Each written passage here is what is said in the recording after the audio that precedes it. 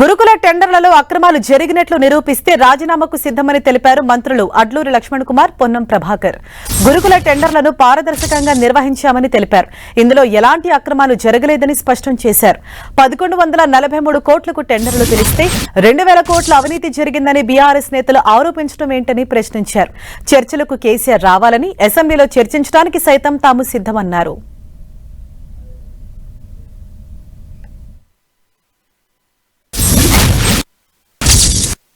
ఎక్కడ కూడా ఎలాంటి పొరపాటు జరగకుండా 680 కోట్ల రూపాయల టెండర్ వాల్యూ యొక్క వాల్యూను టెండర్ పిలవడం జరిగింది. 500 కోట్ల రూపాయల ప్రభుత్వ రంగ సంస్థలు లిడిక్యాప్ కానీ, చేనేతకు సంబంధించిన ప్రభుత్వ రంగ సంస్థలకు కానీ, ఇతర సంస్థలకు కానీ సుమారు 500 కోట్ల రూపాయల టెండర్లు ప్రభుత్వ నిబంధనకు అనుగుణంగా దేశంలో ఉన్నటువంటి అన్ని పత్రికల లోపల ఆన్లైన్ ద్వారా నోటిఫికేషన్ ఇచ్చి దేశంలో ఉన్నతమైనటువంటి ఏదైతే పెద్ద పెద్ద ఏజెన్సీ వాళ్ళు పాల్గొనే విధంగా ఒక 5 IAS, senior IAS officer, special CS, ఒక ఐఏఎస్ ఆఫీసర్ ఆధ్వర్యంలో 5 ఐఏఎస్ ఆఫీసర్ కమిటీ ఆధ్వర్యం లోపల ఈ టెండర్ ప్రక్రియ మొత్తం కూడా ఇప్పటికైనా కూడా హరీష్ రావు, కేటీఆర్కి మేము చెప్తాను, ఫామ్ హౌస్ వదిలిపెట్టి అసెంబ్లీకి రమ్మనండి, నోటీస్ ఇవ్వమనండి. మేము ప్రతి అంశం కూడా ఏ శాఖ మంత్రి ఆ శాఖ మంత్రి జవాబు చెప్పడానికి సిద్ధంగా ఉన్నాము. మీ ఛాలెంజ్లకు, మీ బహిరంగ సవాళ్లకు మేము భయపడేటోళ్ళం కాదు.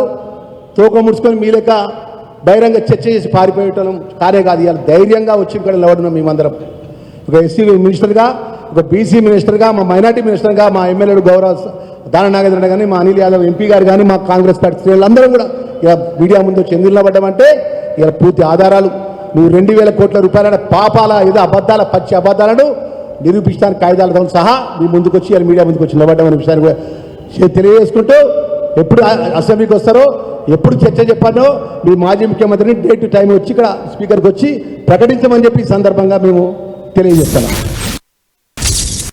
శాసనసభకు ప్రాతినిధ్యం వహిస్తున్న ఎమ్మెల్యేలుగా, మాజీ మంత్రులుగా ఒక చట్టసభల పట్ల గౌరవం ఉంటుంది. వాళ్ళ ముందర చర్చ చేయడానికి సిద్ధం, లేదా చట్టసభలో చర్చ చేస్తా ఉన్నాం.